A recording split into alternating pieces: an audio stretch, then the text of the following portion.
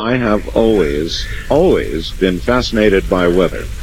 When I was in the Air Force, stationed at Amarillo Air Force Base in Texas, Lynn Whitlake, who I've actually had on the show, and myself, used to pack ourselves inside a little Volkswagen and chase tornadoes and take video and peddle it to local TV stations and stuff. And, you know, we would chase them sometimes all the way up into Oklahoma. So we were pretty crazy and pretty wild about violent weather. Scott Stevens has been fascinated himself with weather since he began keeping a weather diary for a scouting merit badge. That would have been a long time ago now. A year later, he was reporting conditions in his small town in Idaho to the area TV stations. By his senior year in high school, he was working at KIFI-TV, the NBC affiliate in Idaho Falls, as a studio camera operator, then as a photographer for the news department. Scott went on to the University of Kansas to study meteorology. During his sophomore year at KU, he auditioned for an opening at KTKA in Topeka, and 5 months later, he in fact landed a job. However, it cost him twice as much to keep the job as it paid. Typical beginnings in broadcasting. But 13 months later, he had gone from a 2.5-hour, 5-day-a-week job to being the main guy. That can happen in broadcasting, too. Not long afterward, a phone call came from Omaha, Nebraska. That would be RFD-TV. He also spent a year in the Capital District of New York as the chief for WRGB. In 1996, returned home to eastern Idaho, where he does weather on KPVI TV. So he is a TV weatherman. Is that fair to say, Scott? That's a fair assessment. That's what I get up and the people watch me to do. So, yeah, it's a great job, Art. Being a TV weatherman, here's something I've wondered about a lot, Scott. Mm-hmm. Do you mind? I've always been curious how much homework and how much prep time a TV weather guy has to put in. Ooh, that's a good question. I mean, you only do like, well, what, 3 or 4 minutes on the screen at best? 3 or 4 minutes, 3.5 is what they tell us. I usually get away with taking about 4. Okay, so maybe it really annoys the producers, but they'll get over it in time. Maybe 4 minutes. Maybe 4 minutes. That's not a lot of on-camera time. How much time is required? I mean, is it like a full-time job? Oh, it's definitely a full-time job, because what you need to do is spread out across the course of the day. And thank you for the internet and the ability to access so much information from home.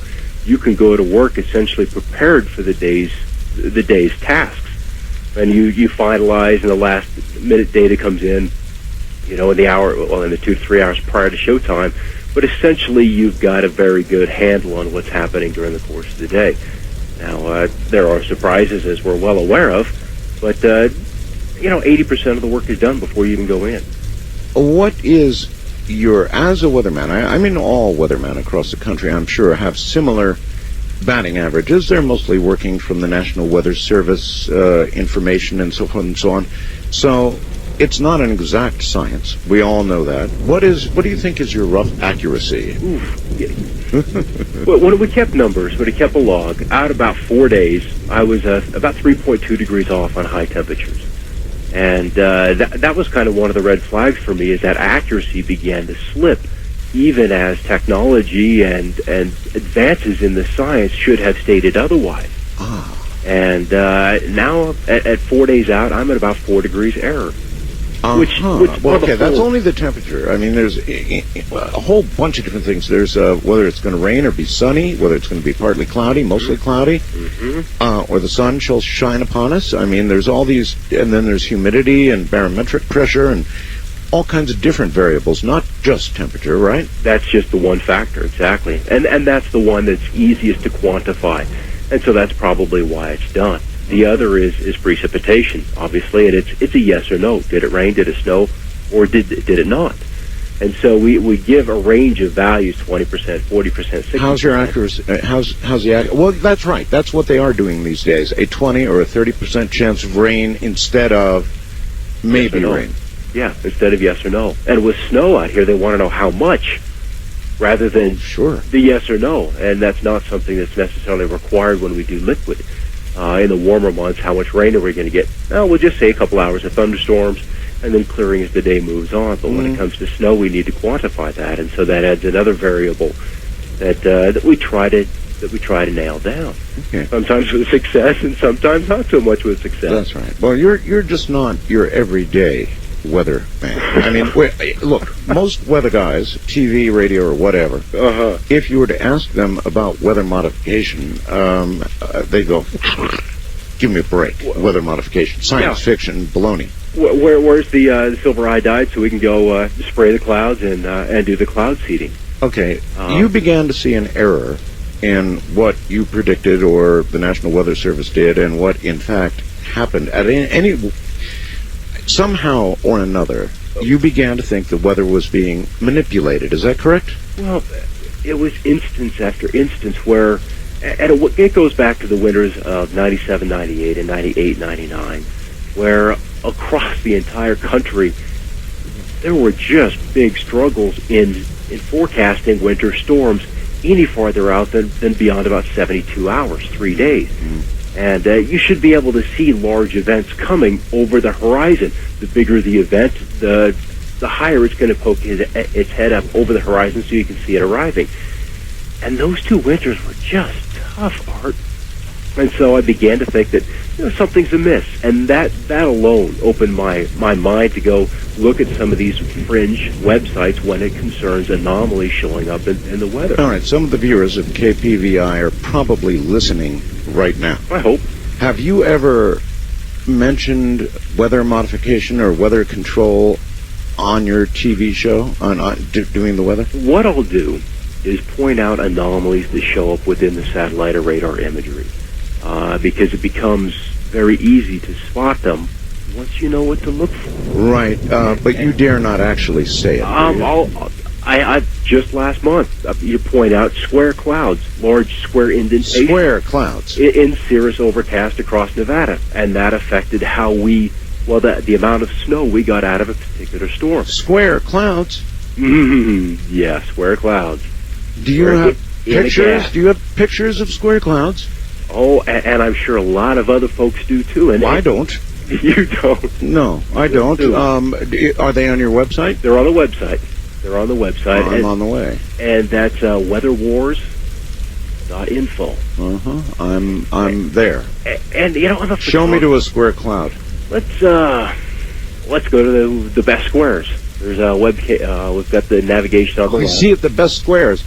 All right, the best squares. I just clicked on that, and here we are.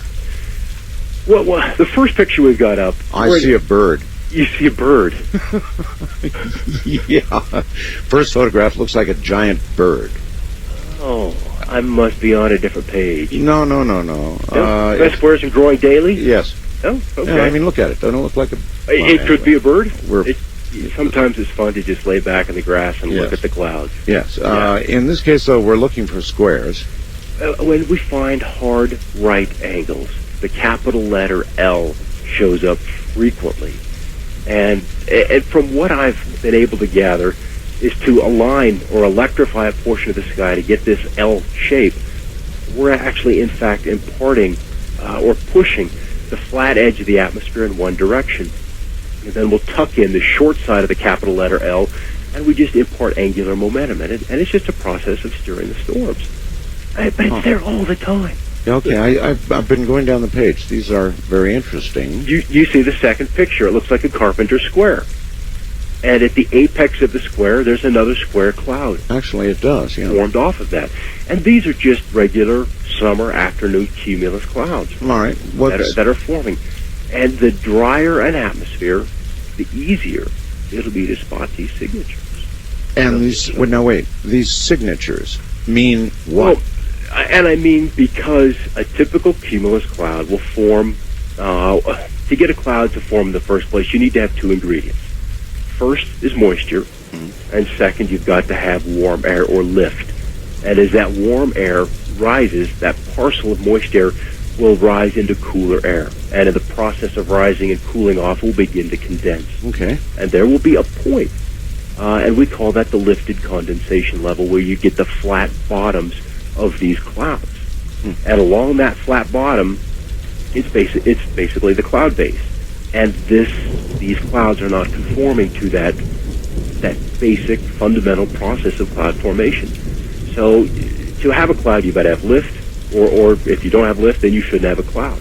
All right. And they're just not behaving. They're just not behaving. Hold that thought. We're going to take our break. Hold that thought, and we will be back in a moment. See? Okay, out there, follow along with us. We've got the link to weatherwars.info, and I'm on the Best of Squares page. So if you're able to get to the internet, follow along with us. If not, then let's let Scott, before the bottom of the hour, explain what it is, because that's what's important, about these clouds that's not right, or that leads you to believe somebody's got a hand in all this. Well, what's curious is that we're dealing with a gas or a fluid, and when you're studying meteorology, fluid dynamics, or dynamics is one of the courses or fundamentals of the atmosphere that you need to begin to understand. Okay. So you can basically forecast. You need to know how it operates, and we don't find squares showing up in fluids and gases naturally, free-flowing fluids. In the old days, we used to call cirrus clouds mare's tails, just long, straight wisps with a bit of a curl on the end. And now they have sharp hooks and turn at hard right angles in very, very short distances. Which means what? Which means that something is at work. Something is playing in the skies. And I didn't know what it was, and I know there are a lot of other weather people that see things in the sky, and what's pointed out to them don't know how to explain it. And so you have to begin a journey of discovery and figure out, all right, what in the inventory of technology is out there that is capable of doing this? Oh, and well, so, there are many possibilities, but I mean, I guess I want to stick with this.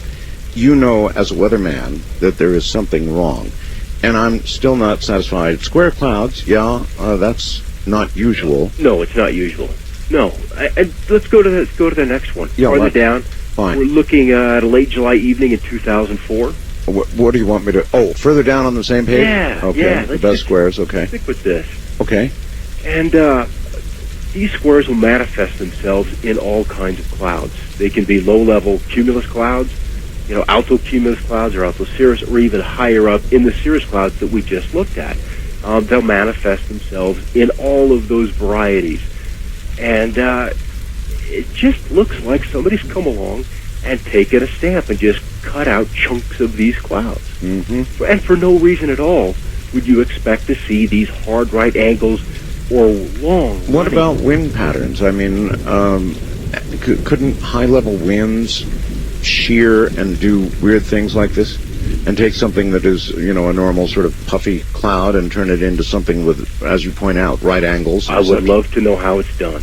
So would I. If that's truly possible, naturally, I'd like to see it simulated and somebody replicate an instance where that occurs. Okay, how would you imagine it could be done unnaturally?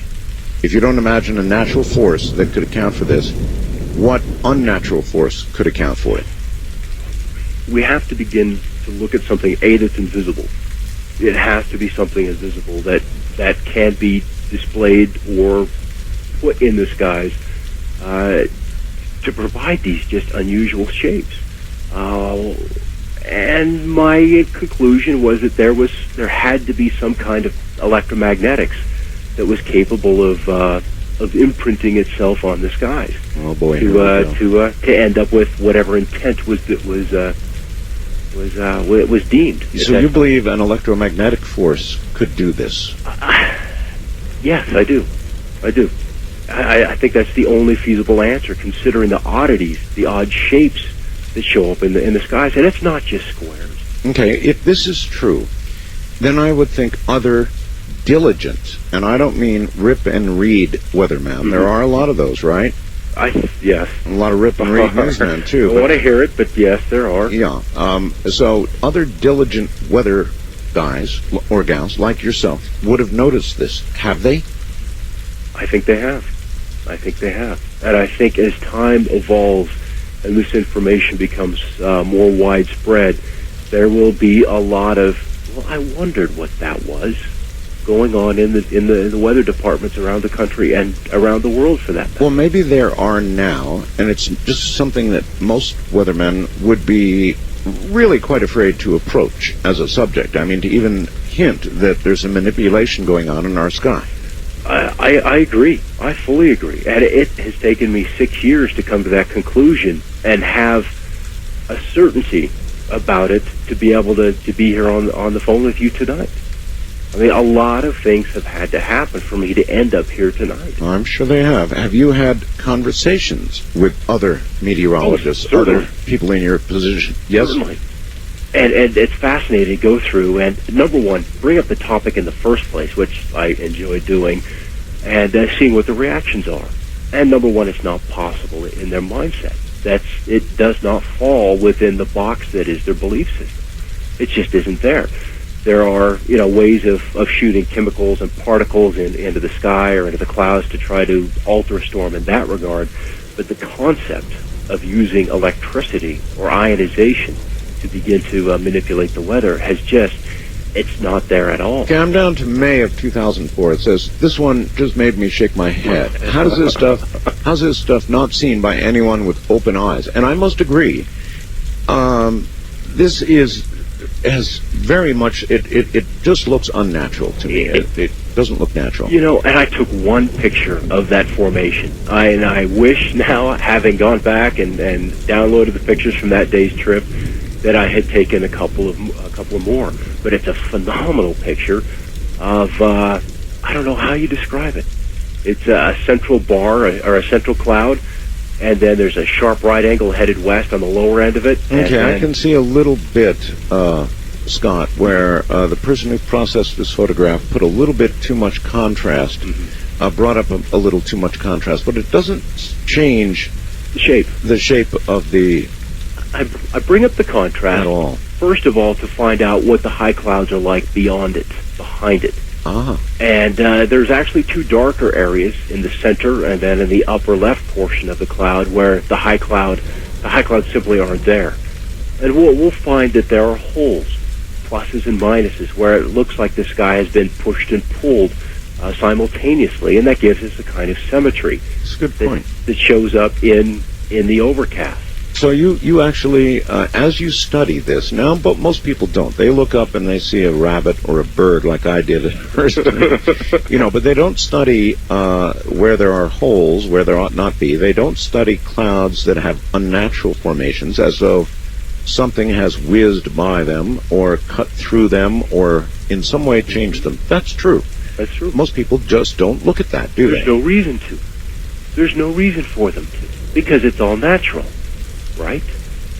And that's why it isn't done. And hey, listen, that's what we're taught. It's exactly what we're taught. That's our upbringing. Those are clouds. That's just naturally a random formation up there. That's how we're all brought up by Mommy and Daddy and our teachers. Well, and that it's a beautiful manifestation of a natural process. That's right. And nature is, in its perfection, is the ultimate beauty.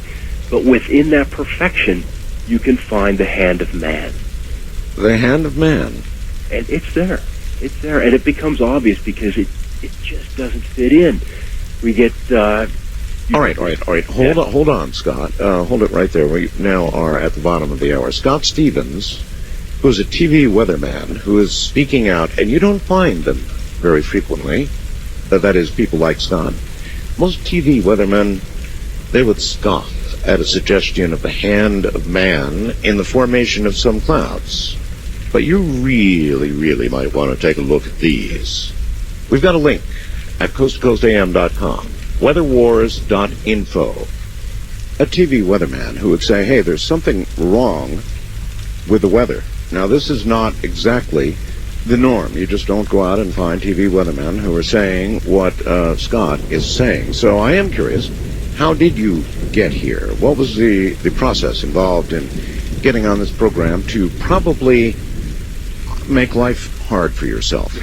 Well, I hope it doesn't make hard. What it could do is put us all out of work.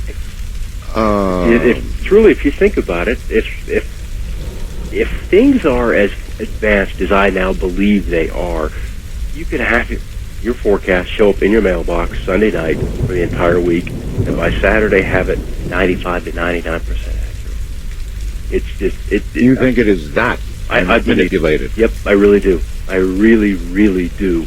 And how it came to that conclusion was several years in the making, and just exploring other anomalies that showed up first within radar, because we get these flashes and blooms.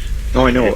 Let's back up a little bit. I want to know how you got here. I mean, did you began a website? I don't think you've written a book yet that I'm aware of. Oh, no. But you're a weatherman, TV weatherman. So how do you get from there to Coast AM? Very quickly. It happened in about 3 months' time, Art.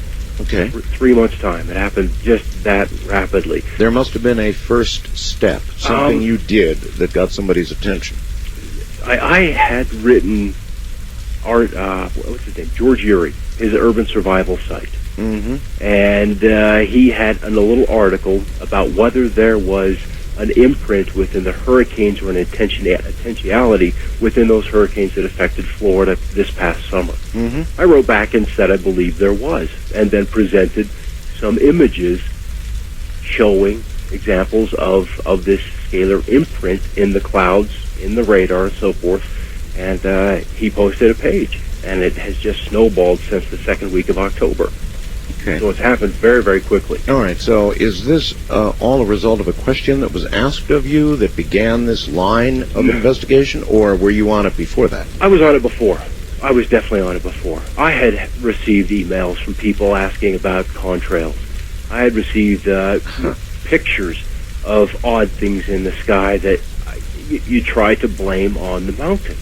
They're mountain wave clouds. Oh, they're this, or there's some kind of lenticular thing. Well, they didn't fall into those categories of clouds. How do they not? Well, okay. The weather is an extremely complex system, I suppose, only explained by somebody who understands chaos theory or something. Well, and that's what you have to start with, is the randomness of nature. Yes. And then you see the imprints or the local effects of the mountains, the orographics. So we would see lenticular clouds on mountaintops, and then the echoes downstream out in the open valleys. But clouds were showing up with resonances that did not match the local terrain.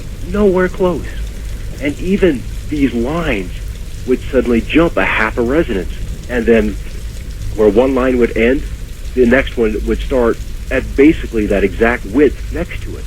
So it's like taking 4 fingers and taking 3 and then trying to interlock them. Mm-hmm. And it showed the hand of man in a natural process. And you think this is some kind of scalar technology? There are probably other technologies that are capable of playing within the skies, but I think this is the one that is the most prevalent. And who and where and when, that was about where I was going to go. In other words, do you imagine this to be a product of something like HARP that originates on ground in Alaska? Is it a product of something being manipulated by satellite? There have been a lot of rumors of that. What do you think? I think all are a possibility. I think we have to consider all of those options. HARP is, from my understanding, it's one antenna. And what we're looking at in the sky is a resonance or the interference patterns of many. I mean, ultimately, many, many happening simultaneously. So I believe it's far more advanced than just simply HARP.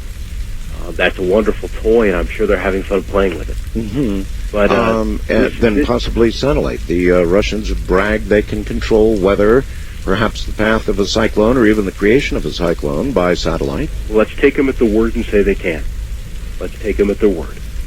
Because you look at the storms, and as these hurricanes tend to spin up and approach a certain velocity, almost to the limit of what the atmosphere can handle, because it looks like they're being spun up, again, towards Category 5 and beyond, or very close to that limit. They're revealing bars, solid lines crossing the eye walls in an exceptionally high shear environment. I did see some really weird things with some of the hurricanes that were approaching Florida. Some of the oddest things happened. For example, it actually stopped at one point, and I can't remember. I think it was it might have been in the Gulf of Mexico. I'm trying to recall. This last hurricane season, one hurricane stopped in front of an island. There were so many. And just made a lateral path and then took off again, as though it was so odd. It was on a schedule. It needed to stop there and was waiting for the next, wavelength, the next trough coming in from the western U.S. as it approaches the mid-Atlantic. Okay, let's start this hurricane up. We can have it catch this incoming cold front so we can rain out. I agree with you. It very much looked manipulated. But the next question, of course, is why anybody would manipulate hurricanes, spool them up to near Cat 5, and then head them into land where they're going to do a tremendous amount of damage. If we have control of the weather, then why are we controlling it to our detriment? Or is it not we that are under control? It obviously must not be we. It must not be we. So it's someone else. If this was a tool that had been invented publicly, it would have been used publicly for the public's betterment, the public's good. We would have dealt with these hurricanes, probably brought them ashore in places that needed the rainfall in a somewhat weakened state, and then provided the rainfall for those parched areas. Yes, but that's one thing. The wholesale death and destruction that occurred in Florida in this last hurricane season, if it was manipulated by another nation state, for example, would be considered an act of war. Wouldn't it, though? Absolutely it would, yes. Yes, it would. And that appears to what has happened. The other thing is, what happened after the hurricane? This economy needed a kick. Yes. And it got one. It got one. We measure our economy, our gross domestic product, the GDP, by cycling dollars through. The flow, the movement of money. Yes. And this gave that economy in those areas an incredible kickstart. Yes, there were a lot of tears shed over it, but that happened. Well, now you're telling an even more convoluted story, or the possibility of one. Now you imagine that we're doing it to ourselves. Well, I'm not saying we're doing it to ourselves. I'm just saying it's happened. Well, I doubt... And that's a side benefit. Okay, but I doubt China wants to improve the U.S. economy, just as a shot in the dark but here. Ultimately, Art, is it? Because we're spending insurance company reserves. Is that healthy? No, I wouldn't have thought so, but you sort of made the case that it stimulated the economy. It did. And if you look at the numbers in unemployment area in the southeastern part of the U.S., there was an immediate detrimental impact, and then afterwards, the administration was ballyhooing it in the November stats. I had some fellows on last week. I hope you heard the show on HARP. Did you? I did not. You did not? I did not. This is getting very close to bedtime for me. I see. All right. Well, they made the case that the HARP project has the ability to heat the ocean ahead of a hurricane. Now, kind of like a Pied Piper, the hurricane would follow the warmest waters. Sure. Was their contention. Sure. So they could just sort of Pied Piper a hurricane along where they wanted to go by heating the first little bit of the ocean, the top layer of the ocean, artificially. You're certainly priming the environment for the arrival of the storm. That's what that process would do. You only have to increase it a degree or two, and it makes a wonderful... it's a big difference. Do you have any... Is there any way to guess, from looking at the effects, where the technology would have to be coming from? From my understanding of this technology, it could be coming from anywhere. It truly could be coming from anywhere, since these waves are capable of being transmitted through solid objects. They're not attenuated by solid mass, so they can be focused above and beyond or through the Earth. It can be done from the moon, for all that matters. It's happening. And what we need to do is recognize that it is and begin to demand answers. Of whom? We need answers. It puts us weathermen in a rather precarious position because we're looking at data, we're analyzing what's happening, and there's a missing delta. There's missing information that is not going into the computer models that we need to get accurate forecasts, and that has got to be rectified. And you've got to wonder about the guys back in D.C. or in Silver Springs, Maryland, where that originate much of the information that we look at, if they're aware of it. And my feeling is that they just have to be. And you can read between the lines in some of their technical discussions that things are going on. When they discuss 3 and 4 standard deviations from normal events. By the way, a much more mundane item, but the National Weather Service recently sort of overhauled the entire U.S. weather reporting system. And I must say, it's the most screwed up mess I've ever seen in my entire life. In fact, the weather forecast for our area, as called up by zip code, ain't even close to right. No, it's awful. It's an awful automation process. And that's what they've done, is just try to automate it, and it's really bad. And they, the guys, the Mets that have to put out these grid points as they talk about it, don't like it either. Well, I called the National Weather Service because I read the weather from my station, KNYE. I read every night. I read it, and I finally picked up the phone and called the National Weather Service in Las Vegas, and they said, we don't know what the hell they're doing in Washington. Yeah. So here's a page you can go to, and I've got a special page I can go to, but they've really got it screwed up, the whole national system. Well, and something else that they have to do is blend, say, Vegas's forecast with Salt Lake's at the interface of southern Utah. Sure. Or with Flagstaff in northern Arizona. Sure. And if you've got a forecaster in Flagstaff who doesn't like what the guy in Vegas is doing, they have to hammer out an agreement on those bordering counties. I see. And it's not pretty. So one guy can be right and one guy can be totally wrong, but because they have to come to some agreement, they'll both be wrong. Well, here's what I see. As I mentioned at the top of the show, I'm a weather nerd, so I read what's called the forecast discussion. And in that forecast discussion, Scott, many times they're looking at, for example, 2 or 3 different computer models, and they're trying to make some sort of forecast out of models that are not in agreement with each other about what's going to happen. And those models can be in disagreement in as soon as 6 and 12 hours from when they were initially run. And you shouldn't see those separations, that delta, that difference between the two showing up until you're 2 or 3 days out. But it shows up sometimes immediately. And oftentimes, even the initializations. So your 0 hour is bad. And so what does that mean? That means you've got to wait for 6 hours or 12 hours before you can run the whole thing over again and try over. So this is information that has to be incorporated within these model suites. And it has to happen soon. Because the poor guys back at the Hurricane Center are just pulling their hairs out. And people evacuating when they don't need to evacuate. There was some of that, yes. There was, and that's an expensive proposition.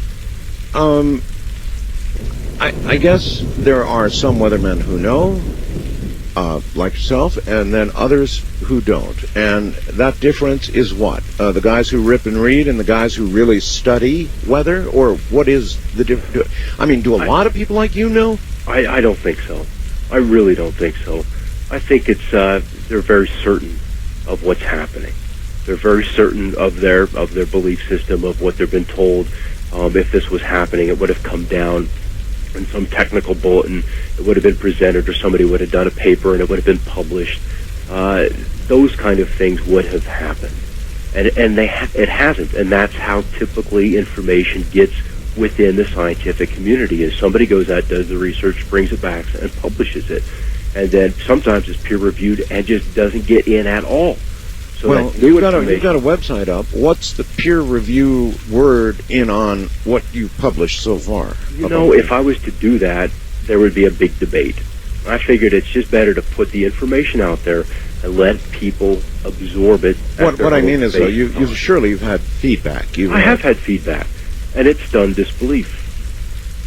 Stunned disbelief. Stunned disbelief. Well, the implication of that is that they're stunned at what they see, and what they just absolutely don't believe what they're seeing, or they refuse to believe that they need time to let it sink in, and they need to go out and then see the geometry in the sky for themselves, and then that knowing happens. But it doesn't happen at once. It doesn't happen in one sitting. It has to be just slowly absorbed, because it's a mind shift. It's having the carpet ripped out from underneath you. Then as a weatherman, you just have, it comes down to, you just said it, a knowing. In other words, you've looked at enough of these malformed clouds, to know that there's man's hand in there, and those are manipulated formations. There's no question in my mind. There's no question. I had that epiphany back on June 7th. And when that epiphany occurred, I got sick to my stomach. And I got chills that just rolled across my body because I understood what was happening. Looking at some of this imagery, the epiphany occurred, and I knew what was happening. Do you recall the triggering event? Yeah, it was a satellite picture, and it was it's on this site. I'll have to dig it up here, but I'd very much like to see that. So when you find it, we've got a break coming up pretty soon. You can direct me to it, and we'll all take a look. I would like to see that myself. But one day you just took a look at the geometry in a regular cold front, and it was regular. There were these odd squares at the end of the tail end of this front that just did not match with terrain. And when I saw it, I knew that if one boring little cold front in early June was being altered, then that meant it all had to be. It was yes or no, and that was the yes moment for me. Okay. Do you think the U.S. is doing this? Do you think there are other countries doing it and we are not? We're just the victims of it, or no. What? I think, from my understanding, is that there are 20 entities, not countries, but entities. And there are countries included within that header, entities that do this, and they all have their agendas. They all have their different ways of play. You give an 8-year-old boy a BB gun, what's he going to do with it? He's going to play with it. He's going to use it. And once this is, discovered, it's going to be played with. It's going to be experimented with. And that's what's going on out there. That's what's happening. All right, Scott, hold tight. We're at the top of the hour. A TV weatherman named Scott Stevens is my guest, and he's saying there's no question about it. It's our weather. It's being manipulated by man's hand. You know, Scott, there's always a danger in speaking out. I guess you realize that, don't you?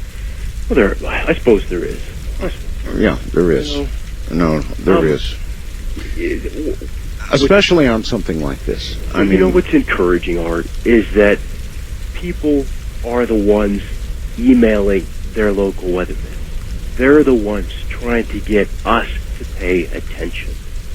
And they're not. They're not. And that has to change. They need to realize that, okay, something isn't amiss, or something is amiss. I'm not as accurate as I'd like to be.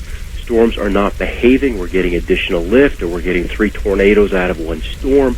That we're having, extra strong this, or too many those, or the drought is not right, or, clouds are moving the wrong direction. The wind field is not matching with cloud movement. There are so many things that are signs, that are red flags. Okay, let's talk about those a little bit. Fine, let's talk about them a little bit. Clouds, you said, for example, that do not move with the wind patterns. Now, that seems impossible. Put up time lapse.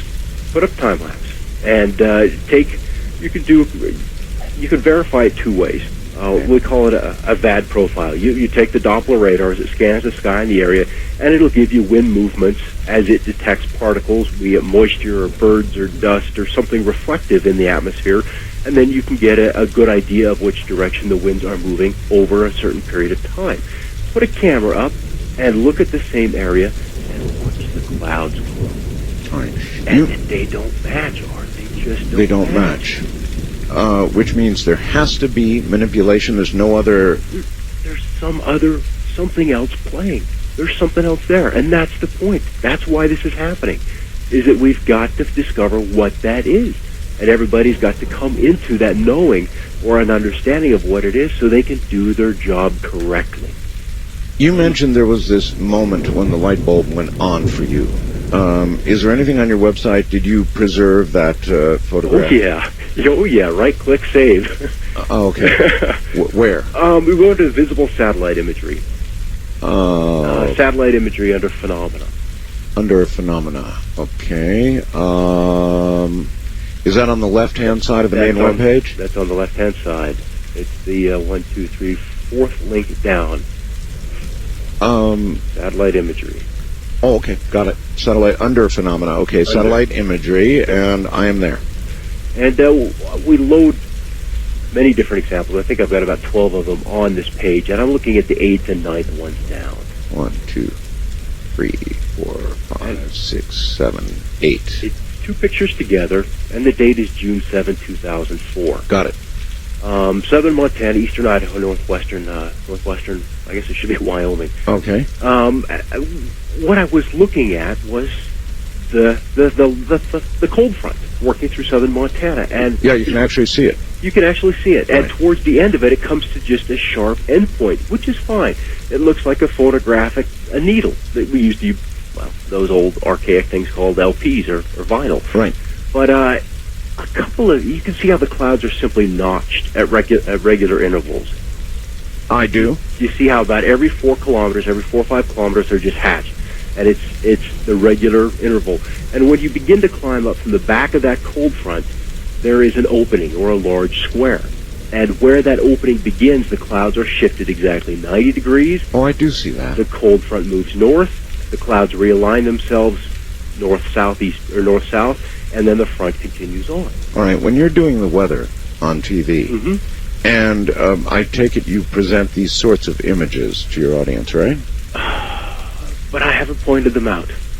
Okay, not all the time. Yeah. After doing this show, I have to. Yes. It changes everything. And follow the northern border of Wyoming, and across the valley that includes Billings, Montana, there's a perfectly square cloud. Okay. Over towards the east central or the right central portion of the image. Do you see the square cloud and the square shadow below it? I do. It's almost as if it's been cut out. In fact, actually, it's almost exactly square. That is bizarre. Exactly. So there's nothing, in other words, normally, meteorologically speaking, there's nothing that would or could create an exact square cloud like that? Not in that terrain. And that's not the only anomaly on the picture. It is weird. There are many other anomalies in that image that if you just sit and look at it, the geometry is just wrong. These thunderstorms are not lighting up. When we heat the afternoon day, we begin to see thunderstorms building off the tops of mountain ridges. I mean, that's how it's supposed to work. Right. That doesn't happen. It doesn't happen like that anymore. They're close, but they don't have the grid that controls the weather matching the terrain just right. They're close, but you can see where they've made mistakes, and it's this way day after day after day. And after this Sunday afternoon in June, I looked at this imagery much closer and began to save every picture. And as you look at literally thousands of them, there are all kinds of shapes, symmetry, circles in circles, circles in squares, triangles inscribed in circles, circles inscribed in squares. All of these things that are far more a hyperdimensional physics kind of thing rather than convective signature. All right. We would like to see. We've been taking pictures of clouds, human beings have, since we've been able to take pictures. So it seems to me that you could go back. We might not have had satellite imagery all that long, but you could go back and see if you found things like this at a time clearly before we could have had the technology to manipulate the weather as a control for what you're claiming we're seeing here. Exactly. And that's work that needs to be done. That's work that I'm hoping you have listeners that have access to some of these old pictures, whether they're in county libraries, newspapers. You know, these things need to be scoured so we have a baseline. What I enjoy doing is watching the History Channel, or I love Discovery Wings. I'm an airplane buff, but I'm a Discovery person too. I love it. And looking at World War II footage for the clouds, especially the color stuff. Yes. And that's at least one avenue where you can begin to see something that's normal. Because as I have delved into this farther and farther, that red pill just doesn't end. Mm-hmm. This has been going on as long as I've been alive. So I don't know that I've ever seen a time when clouds were entirely natural. And that it just kind of leaves you a little woozy inside, knowing that what has been promoted as natural and all of these bad weather events happening and people praying to God, praying, for an end to the drought, for an end to the rain. Yes. And it's not in that hand. You are, in fact, experiencing a drought, I believe, in Idaho, aren't you? Oh, we're in our 6th winter of drought. And let's roll up on this page because there's a wonderful example, and it's the second picture down of how droughts happen. And it's a simple theft of rain.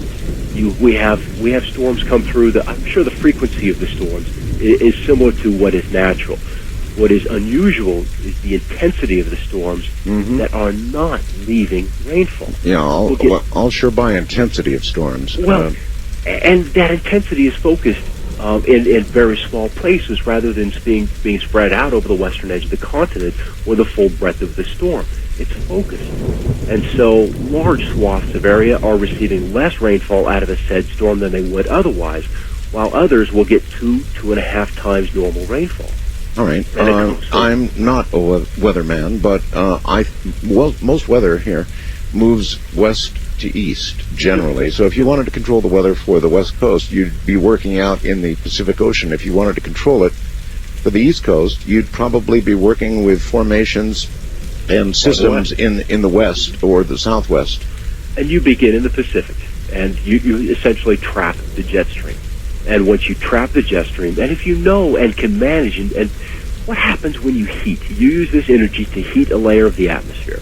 What happens when you heat a gas? It expands. And as it expands, it exerts pressure on the layers above and below. And as you gently add pressure farther upstream to guide a storm in a certain direction, you're going to limit its movement in that direction you're trying to guide it to. And it becomes relatively simple process once you understand how to do it.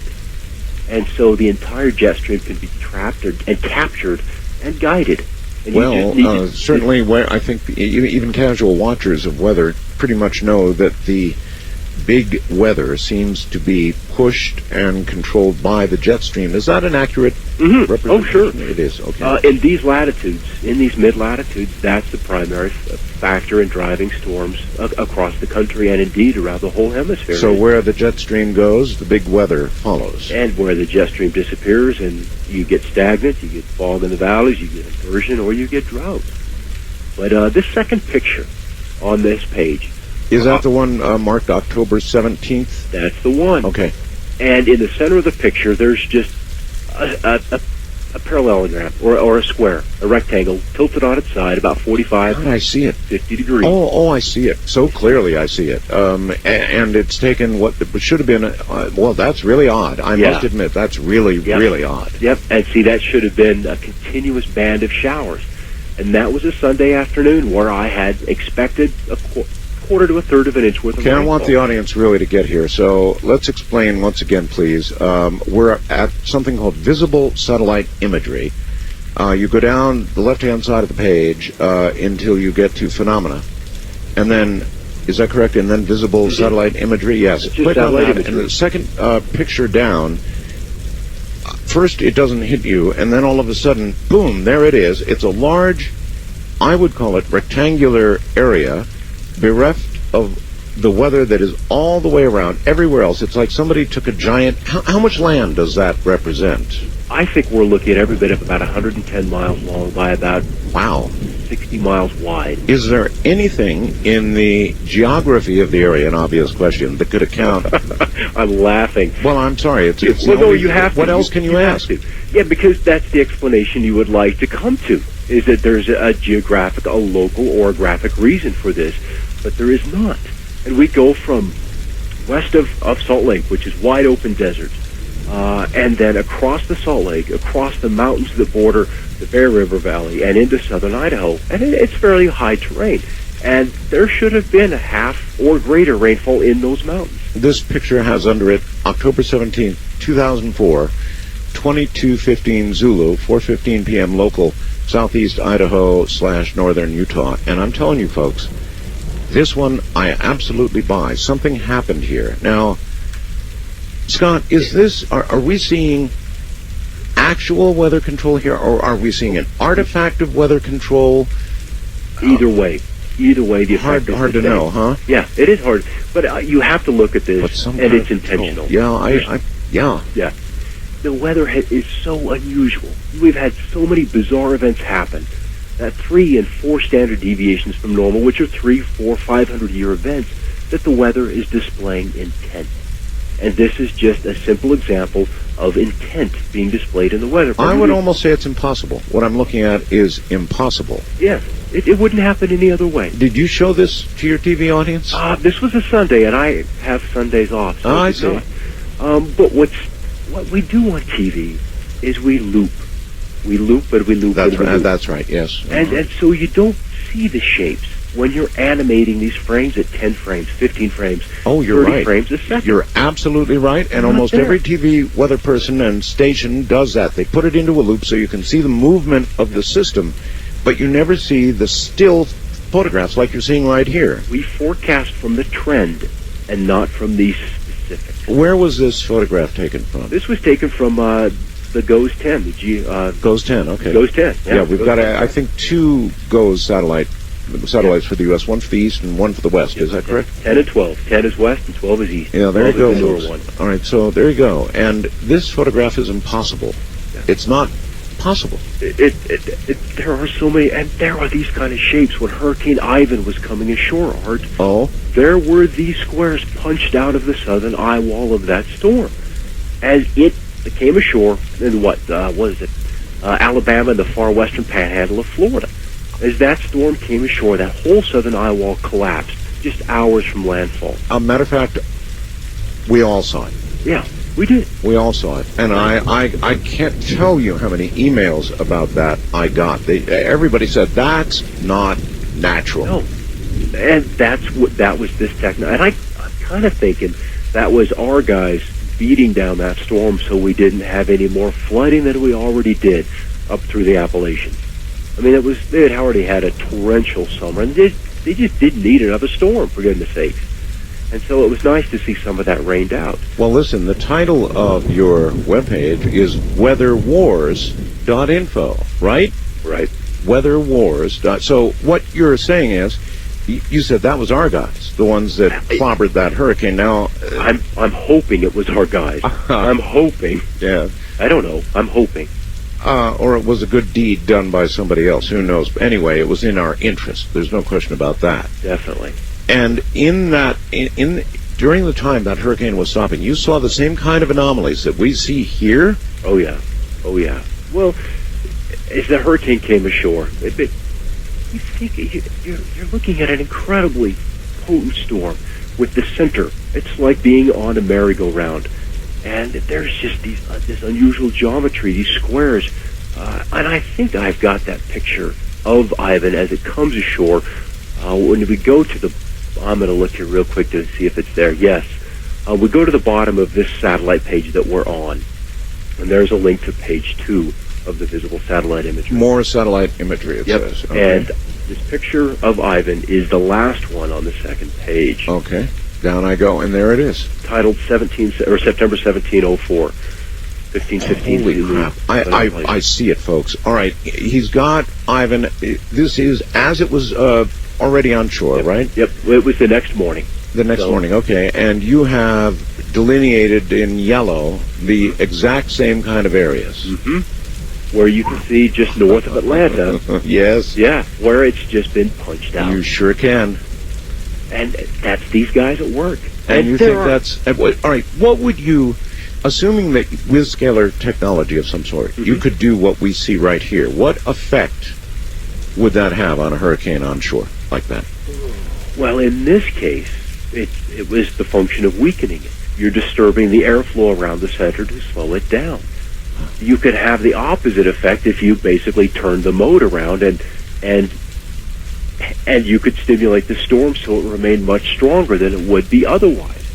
Because the energy is going to be dissipated within friction on the ground and the absence of its source, which is the warm ocean water.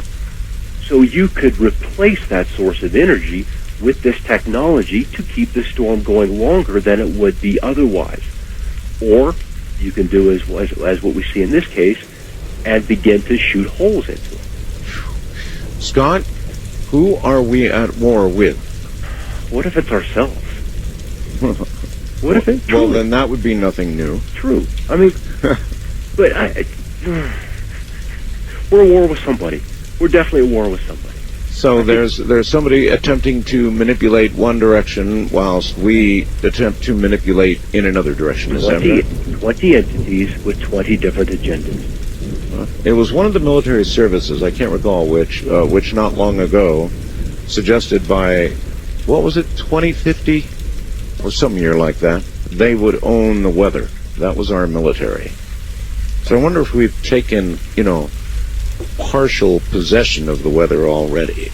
You've got to see these pictures that Scott is talking about. Then all of a sudden the light begins to go on as you see these squares, these manipulated bits of large systems. We'll be right back.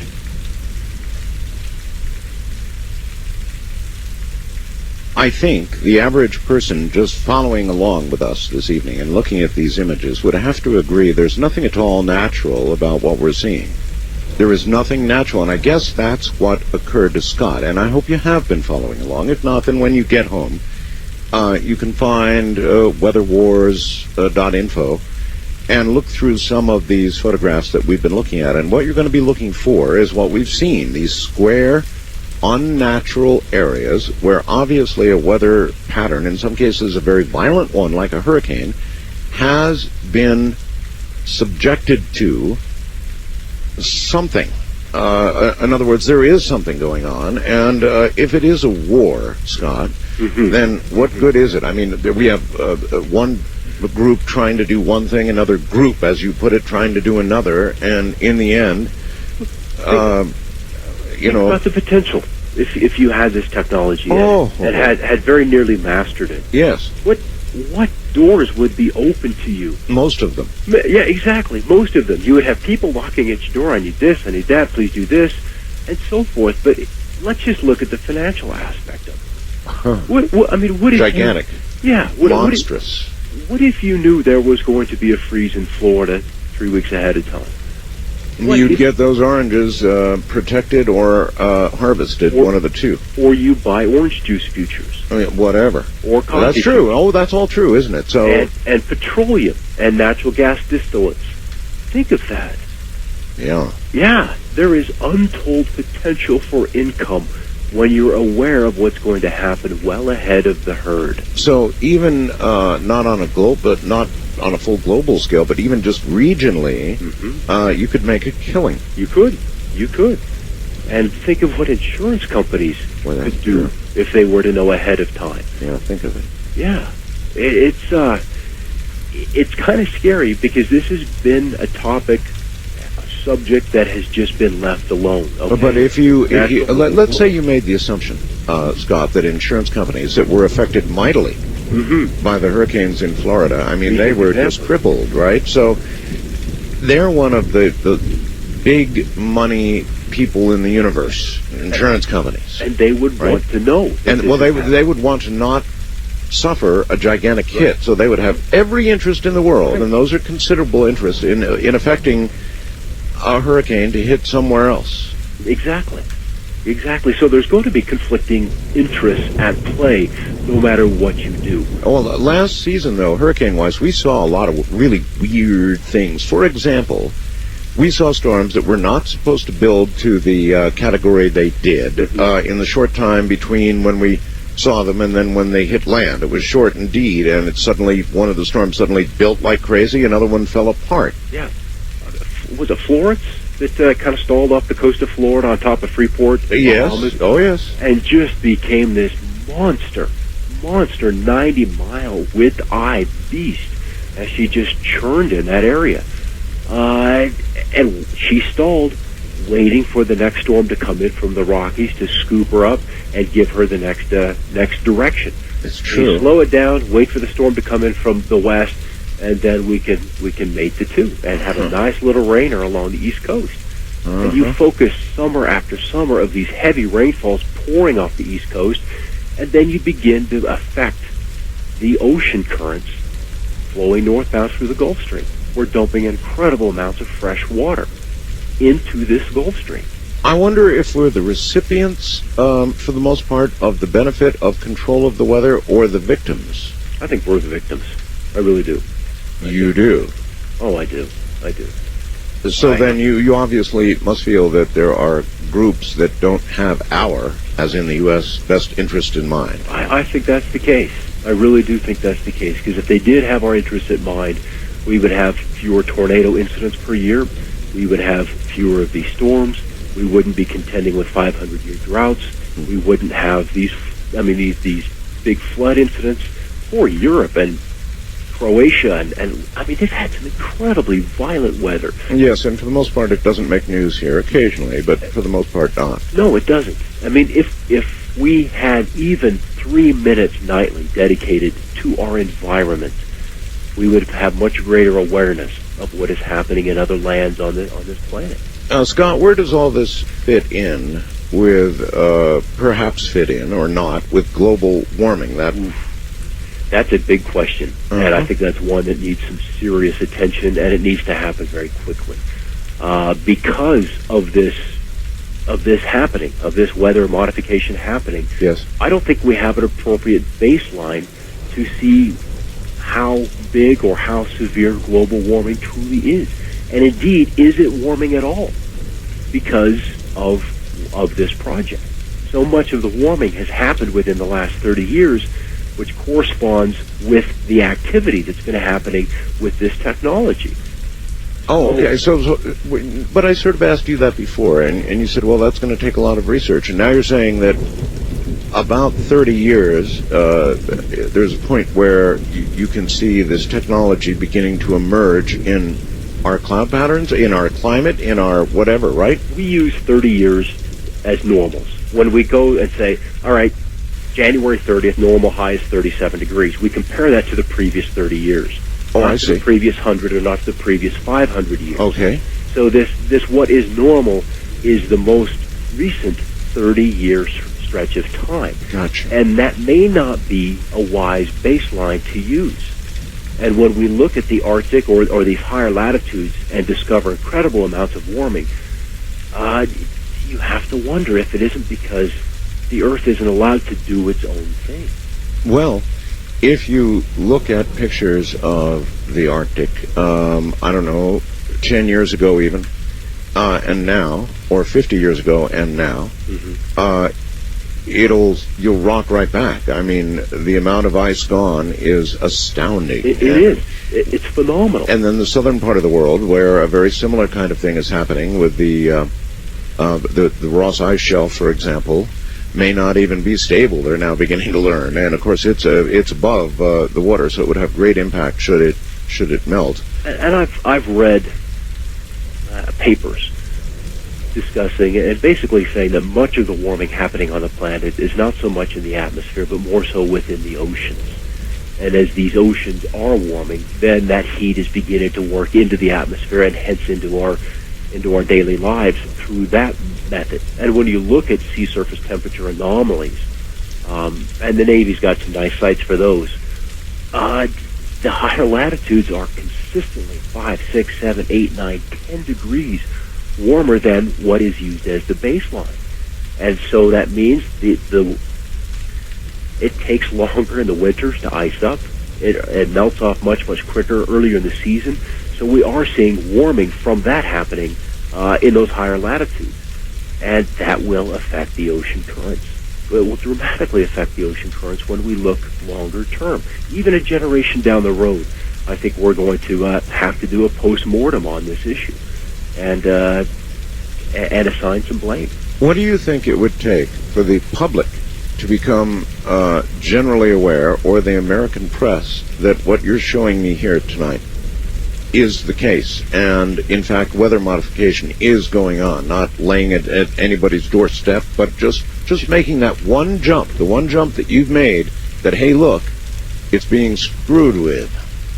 That's why I'm here, is that I want that awareness to happen. I want some of the responsibility for the missed forecast off our shoulders. Seriously. I mean, there is a bit of a selfish tint to that, because I'm tired of being wrong for the wrong reason. Tired of being wrong. No, it's not my issue. Well, several times. We get into the summer monsoon. It's been awfully short these summers, but we get the moisture coming up from Mexico through Arizona and Utah. Yes. Dew points go up the summertime. Oh, I get plenty of it here. Oh, you do. Yeah. But these storms will not cross certain boundaries. It's like they can't break out of a box. And where I live, we're on the edge of one of those boxes. So am I. And frequently, they approach the city. All right, guys, when you're now casting and looking at the Doppler, here it comes, it'll be 30 minutes. Uh-huh. It never gets here. And then you go outside, you look at the thunderstorm, and you begin to see this herringbone pattern as it runs into this edge of what? I guess an electrified cube. Because what I've come to, basically just by inferring from radar and satellite information, that there's this matrix. There's the whole Earth's weather has been digitized. And we find these little squares overlaid planet-wide of various depths, of various widths. It's all programmable. It'll do what you need it to do. Let me ask you this. NEXRAD, the NEXRAD radar system, there's been a lot of controversy about that. A lot of people claim to have seen abnormal things in the NEXRAD images, right? I've seen them. And you have to go through, and when we're presenting those radar animations to the public, you go through and delete what we call bad frames. Bad frames. Bad frames, it's what they are. And so you go through and just pull it out. You get a little jump, but... Can you delineate between bad frames and abnormal frames? In other words... I've come to kind of believe that there are no bad frames. It's the information really? that we don't know how to interpret or are not given the tools to interpret.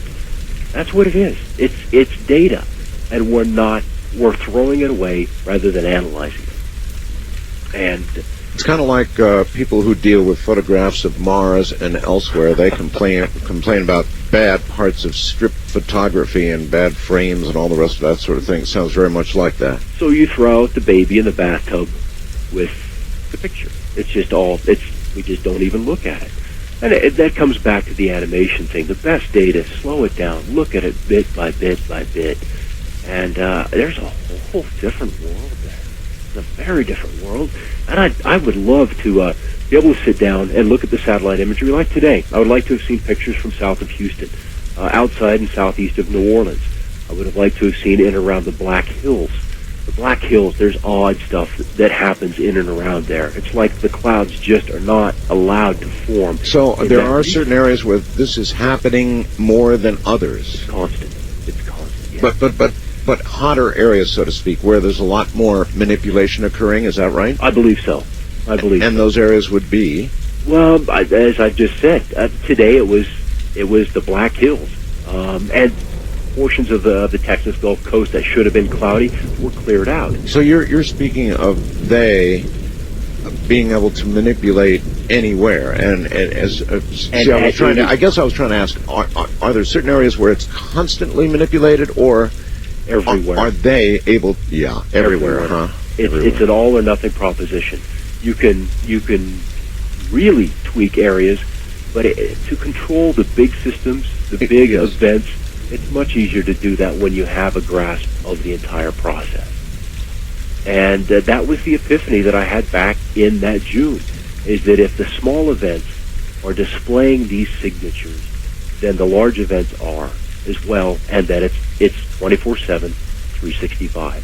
Well, if they had this ability, you'd probably, as a TV weatherman, be the last guy to know. In other words, there would be motivations that would be far, far ahead of getting the weather right. We're at the bottom of the food chain. We're a user of the data. Oh, yeah. Seriously, we're a user of the data.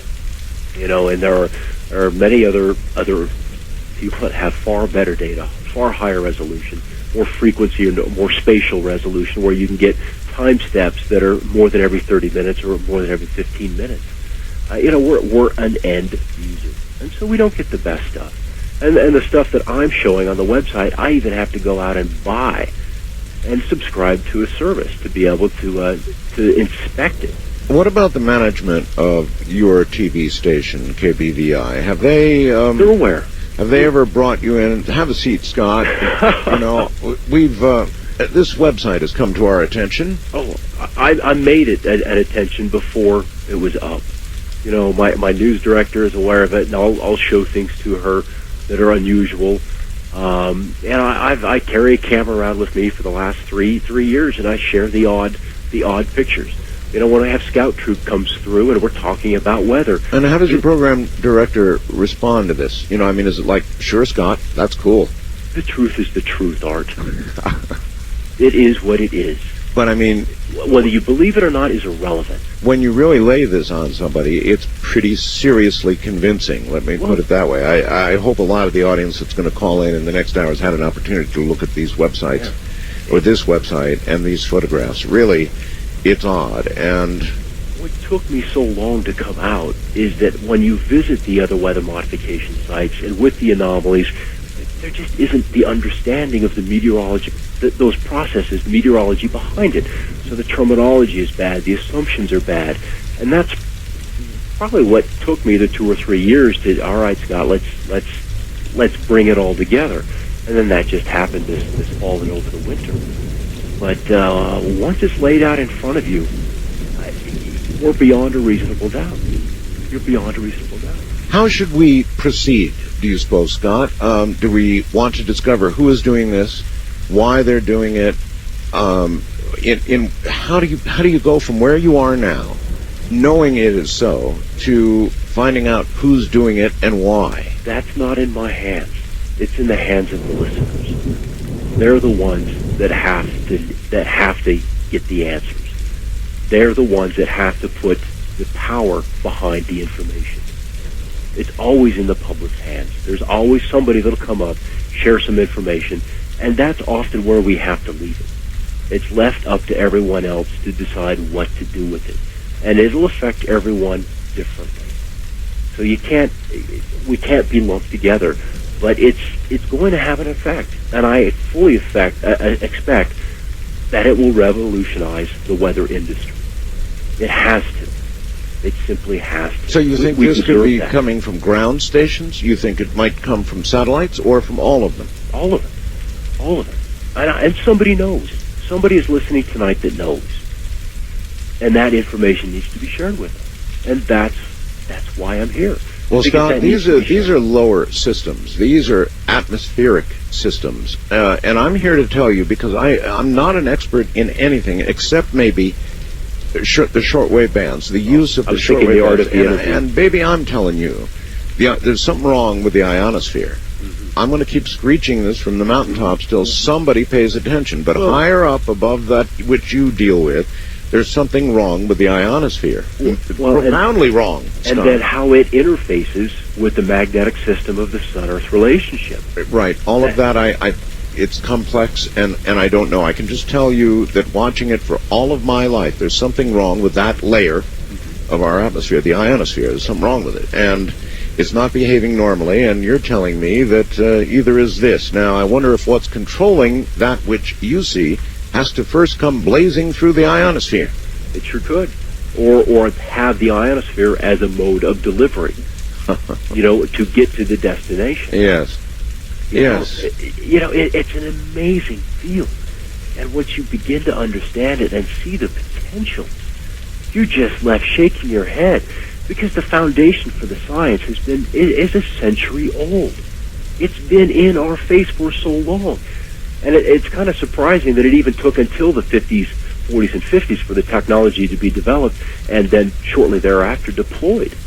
But that the basics, the fundamentals, the theory has been laid down the better part of a century ago. All right, let's try this. Where are you going with this, Scott? I mean, here you are on Coast to Coast AM. Okay, great. You've laid out your case, and it's a good one, I might add. But where do you go from here? Now, do you lay it in other hands now and say, here's what I found, you take it from here, or do you keep going? What I would like to do is have the listeners send the cool pictures.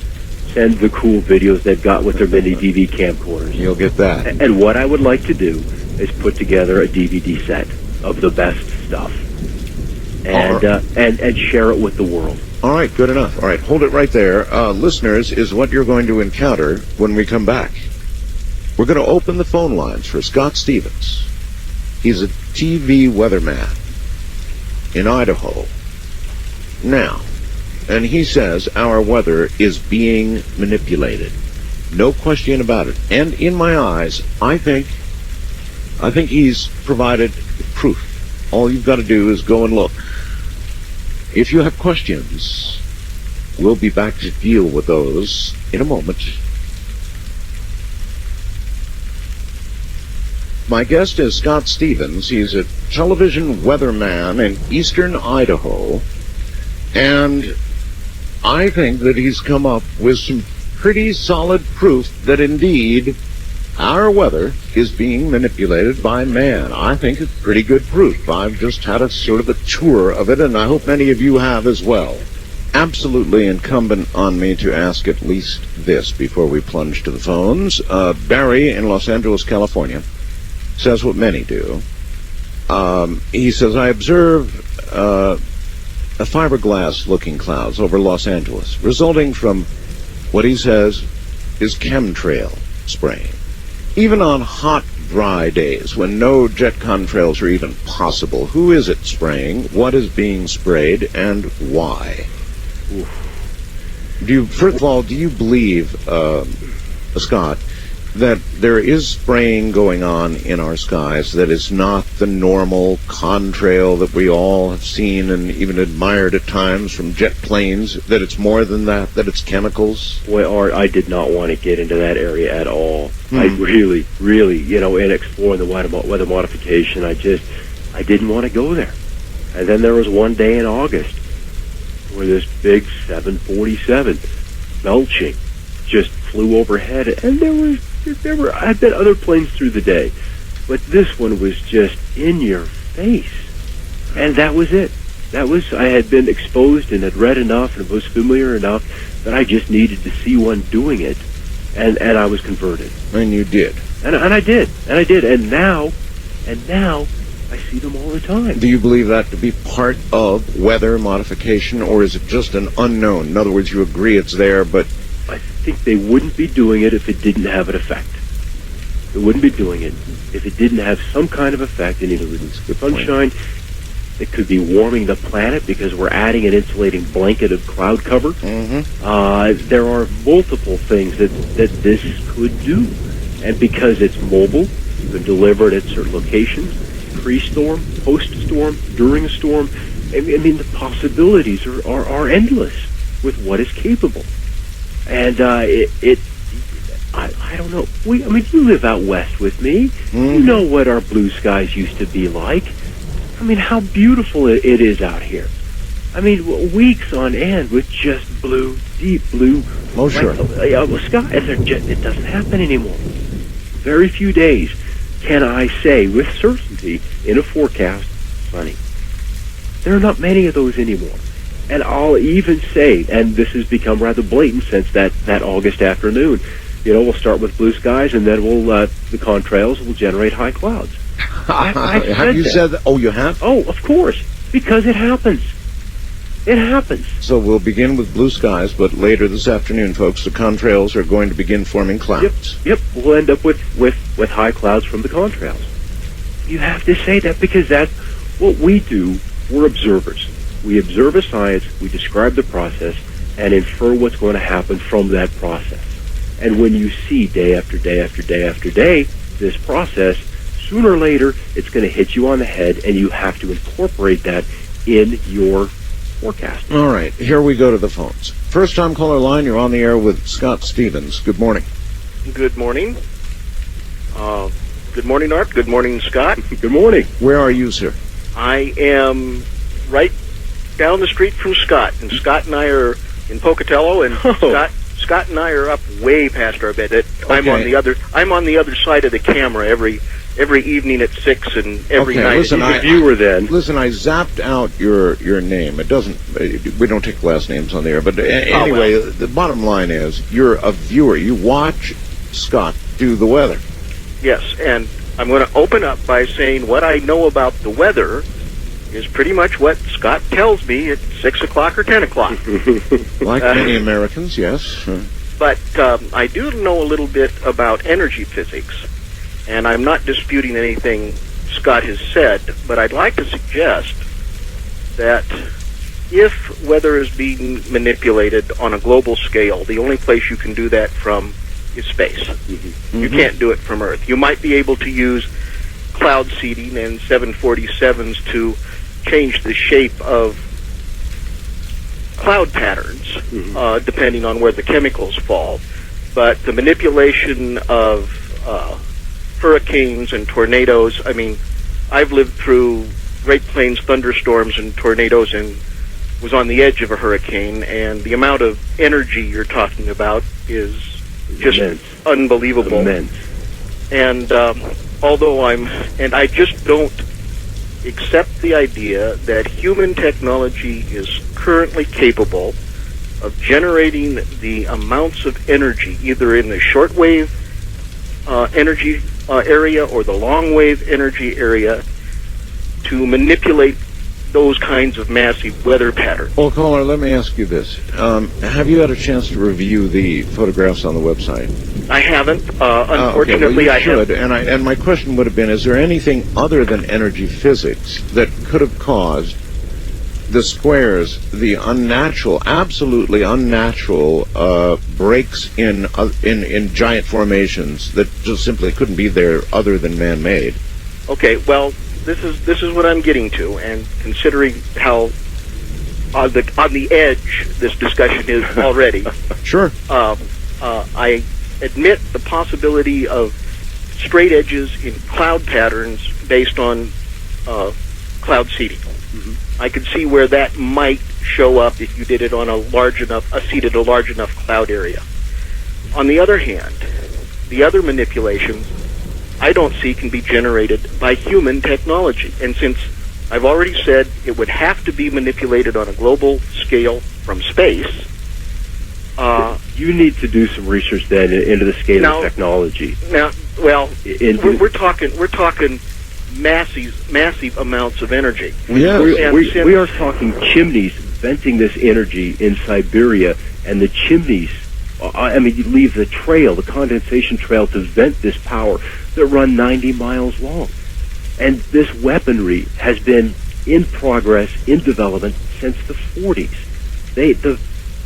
Basically, the Russians have spent the equivalent of 7 Manhattan projects developing this program, concurrently with the nuclear program that we've run, and they matched as well. Okay, I first of all agree that these squares and oblongs we see, these totally unnatural slams in weather or effects in weather, it would seem to me that unless there's seeding going on, and it was well pointed out, that could produce, I suppose, that kind of effect, but we know that seeding wasn't going on in these particular cases, or at least not publicly announced seeding. At best, we had hurricane hunter planes bouncing around and diverted commercial traffic. Right. It's a different mindset on what's capable and what is. I think if we were to be able to unfold the portfolio of technology within the variety of nations that we would call the first order of nations, and then look at events that have happened globally over the last 50 years, we would be able to do a lot of, this one did this, and this one did this, and this one did that. But that's still secret. All right. Wildcard line, you're on the air with Scott Stevens. Hello. Yes, great shows. And Scott, I think you're on the money. I believe the weather is being manipulated. I thought it was very interesting that the series of hurricanes over Florida happened right around election time, at which time FEMA came in and offered all of this money to help rebuild, and it looked very good politically. But the point that I wanted to make was this. If the weather, in fact, is being manipulated with the scalar wave technology, which some of our guests in the past have alluded to, certainly, then the question is, if we have that technology, why are we not using it to end our own drought? Yes. And if we are not using this technology against ourselves, who in the hell is? And can we identify who it is? And can we retaliate? Right. All good questions. And not even retaliate, but just understand why it's happening. And this stuff has treaties signed by these nations in 1967. You don't sign treaties for something you cannot do. Oh, that's such a good point. There are treaties about weather control, right? And what we need... What do they basically say? That nobody shall try and manipulate the weather for their own ends or whatever? And what I'm curious about is the verification process. Yes. How do you verify this? And is it being done? Trust but verify.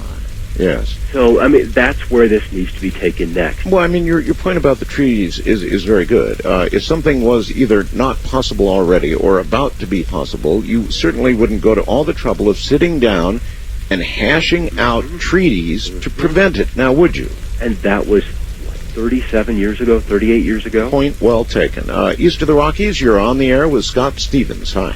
Hi, this is Gary. Gary, you're going to have to talk up real loud so we can hear you. Okay, can you hear me now? Yeah, just really get close. Okay. This is Gary from Hot Springs, Arkansas. Yes. This conspiracy theory just blows my mind. You, Art, I believe a few months back, were complaining about, or you were bringing to somebody's attention that you were noticing electromagnetic energy around your own property. Oh, remember that story? Of course. Well, that's still true. That wasn't right. So I say that this electromagnetic problem is all related to those solar flares that we're getting off of the sun. That this planet that is so, energy responsive is getting hit by those solar flares. And that's why we're getting all these anomalies. All right, let's ask Scott about that. Solar flares and solar activity in general, and the sun in general. Well, what we're certainly doing affects our weather, right? What we're doing is adding energy to within the Earth system. I mean, that's coming off the sun. How we dissipate that, how we manage that, whether that energy is just left in the ionosphere and so it's incredibly hot all the time, whether this control method, this control that happens, may be absolutely necessary to keep the warming oceans and the attendant weather above it in check. And they're doing all they can to keep it from going even more berserk than it is. That's a possibility, that this is essentially a caller on a system that is about to go crazy because of the warming that is happening and the electricity pouring off the sun and indeed throughout the rest of the planets in the solar system. So this may be a control program to keep the weather from going any worse than it is. All right. West of the Rockies, you're on the air with Scott Stevens. Hi. Thanks, Art. Hi, Scott. How you doing? Hi. Good. I live here in Pocatello along with you. Did you happen to notice the other day, it was Tuesday, in fact, the skies around 3 o'clock in the afternoon?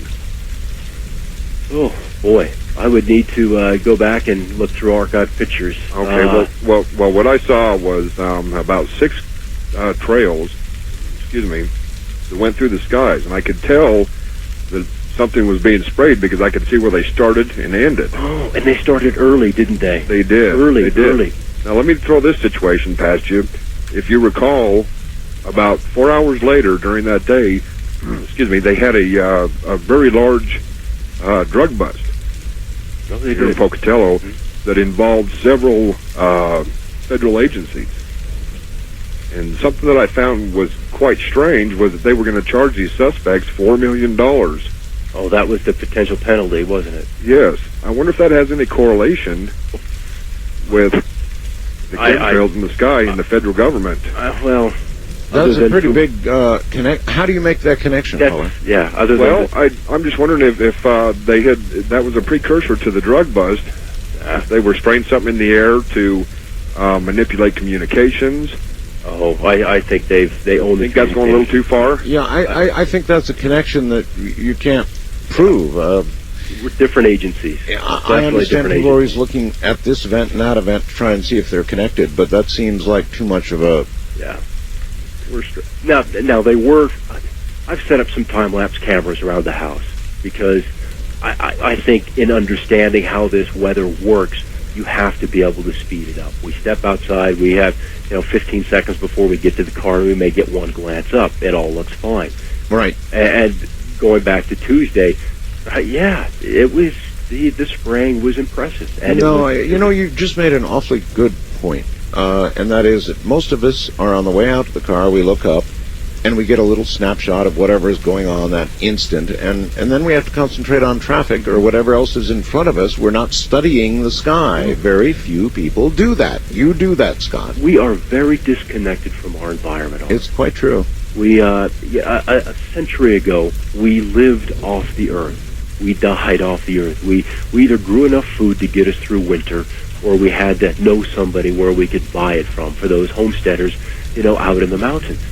And we were far more attuned with what was going on in the skies above us. And that's lost. All right. Good morning. You're on the air with Scott Stevens. Good morning. Good morning, sir. My name is Jason from Pocatello. Man, do you watch Scott give the weather? Yes, I do. You do? I'm getting a lot of your viewers, Scott. Pretty cool. All right, caller, go ahead. Well, I'm just wondering, well, first of all, I'd like to say that if people think that, that when you look at some of these picture stuff, you think that this isn't, man-made, I think that's being pretty naive. I mean, you look at some of this, I agree with you. I agree with you, caller. I'm new to it. I just saw it all for the first time, and it looks man-made to me. Yeah, nature doesn't just come up with, 90-degree angles like that. So. But one thing I'd like to know is, now that he's opened this can of worms, I'm wondering if this is going to have any effect on his, on the way he brings us the weather here in Pocatello now. When he's presented on That's such a good question. Well, what I'm going to do... yes, what are you going to do? What I'm going to do? Well, I'm just going to have to point out the oddities. And I have, but it's been very subtle up until this point. When a large Pacific storm is headed into the West Coast, and they're going to turn it, they're going to change directions on it, it'll go into a very severe L shape, and then they'll break the storm. And it's by design. It's just obvious. You can look at the structure of the clouds, again, invisible or even high-resolution infrared imagery, and you can see them. You can see them doing it. And these are things that I'm going to begin to point out, and I expect that other weather people will begin to educate themselves, because I was looking for sources of information so I could have somebody to go to figure this out, and it's not there. Well, either that or they'll torture you as a cat would torture a mouse. In other words, other weather guys may be more inclined to chuckle at you. Let them. The audience will view them as fools as time goes on. Well, it's also nice to know that you don't just have some cat giving us the weather. That yeah, you apparently have a really gutsy weather person. Exactly. We're kind of lucky on that, man. Obviously you are. I mean, most of them, well, some of them are very good looking, of the female variety, and you just know they're not out studying the sky, exactly. Right? Well, it's a job I love doing. And obviously, yes. I enjoy it. The sky is a great place to. It's different every time you look up, and I think that's what I enjoy about it.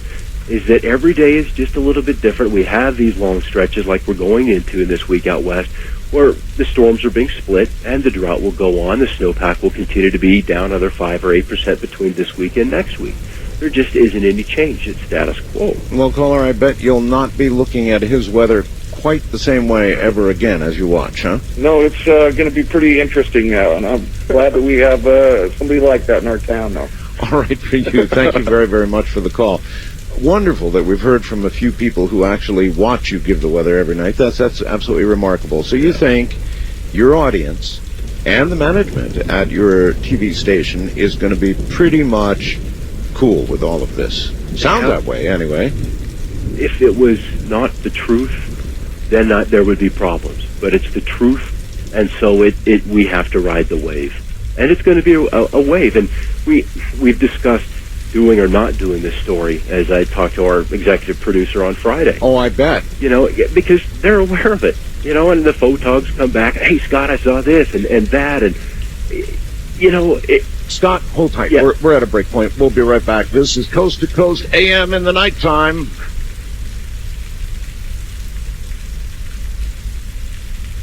This is Coast to Coast AM with Art Bell. It is indeed. My guest this night, a TV weatherman named Scott Stevens, and he's let the cat out of the bag. He's saying, yes, our weather is controlled.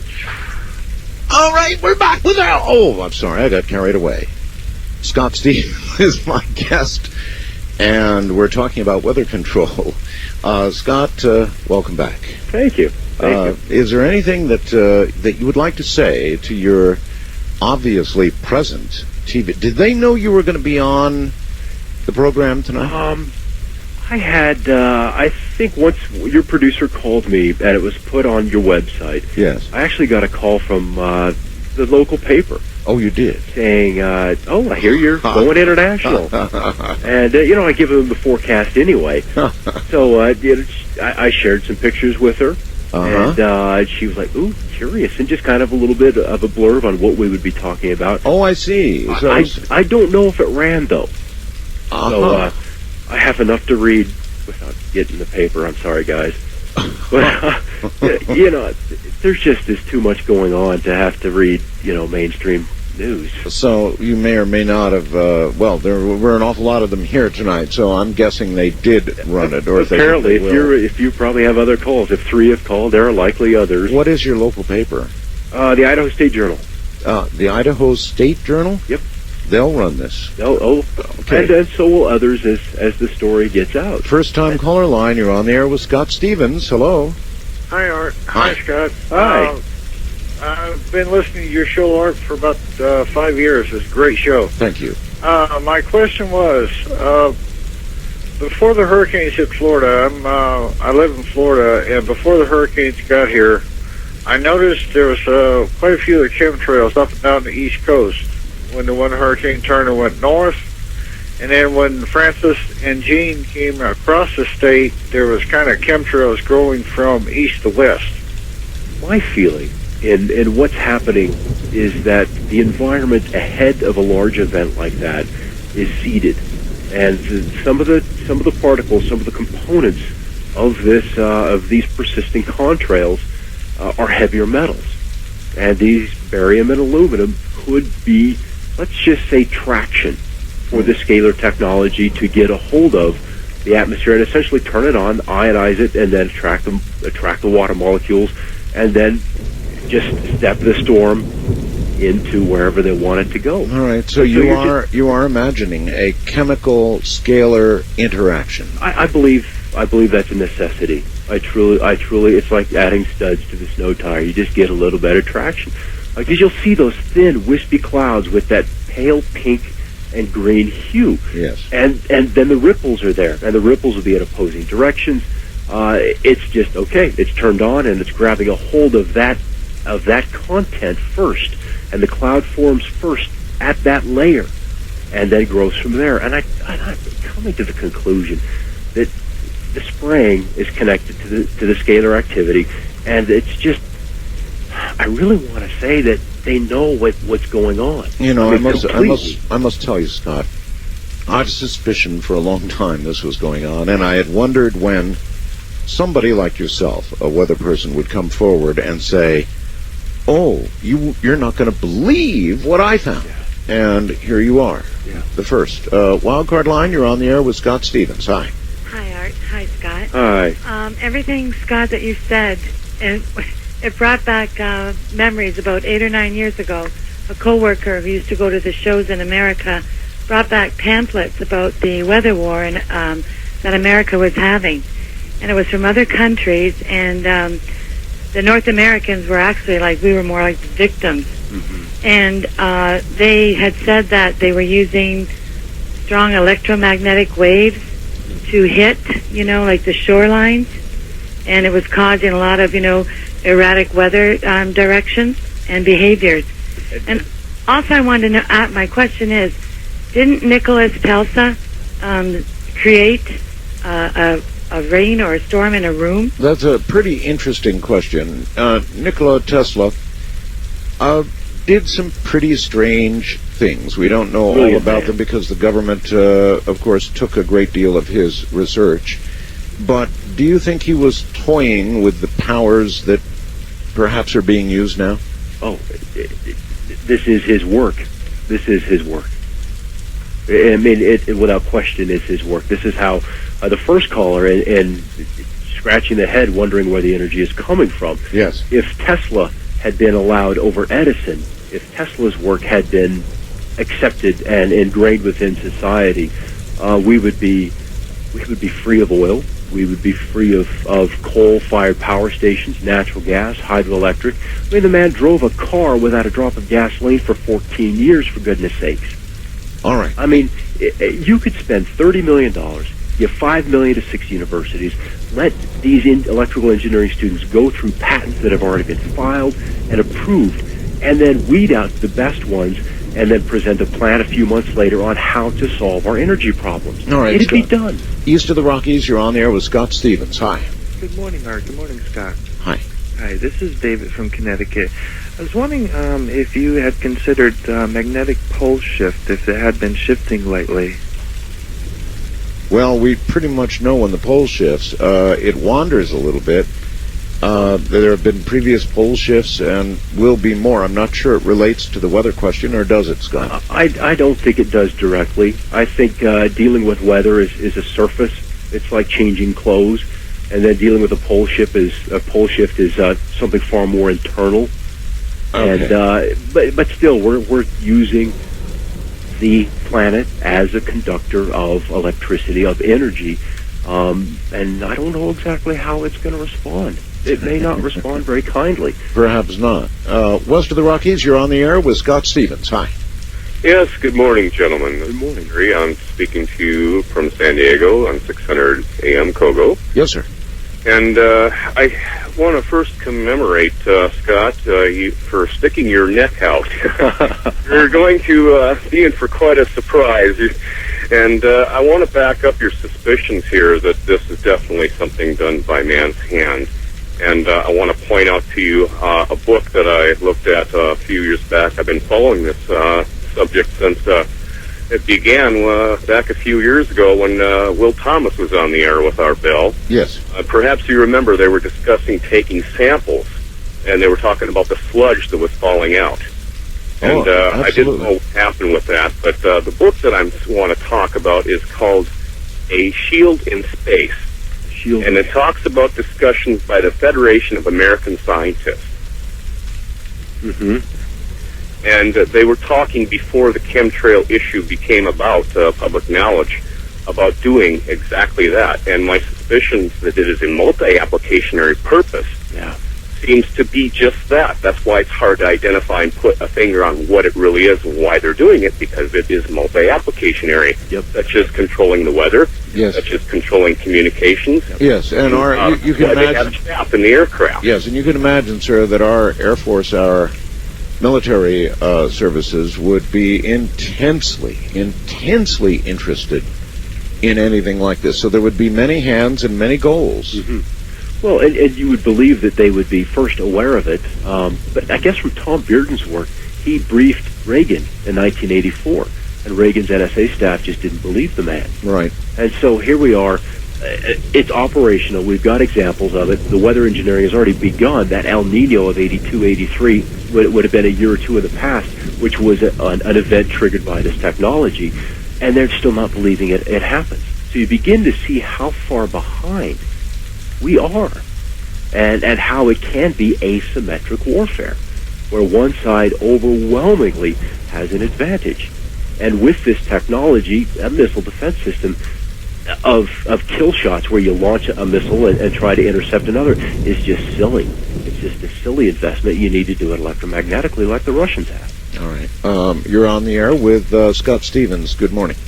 No, there was that, this is Jermaine here in the Sunshine Coast in British Columbia, right? Yes. Right. Yeah, there was a question a few calls back regarding the power. I'm surprised you didn't bring up HARP, at 1 billion watts at least. Well, of course, sir. We did bring up HARP earlier in the program. You may have missed it. No, I mean, you had that call regarding the, you were saying the energy had to come from outer space. Yes, there are people who would say 1 billion watts is a lot of power, and it is as far as man is concerned. Whether it is in terms of affecting the weather or not, I can't answer that question. Well, and what I'm finding is that there is something like a carrier wave just rolling constantly across the Earth. Mm-hmm. And then there are smaller interference points where additional waves are introduced, and you get these standing wave patterns.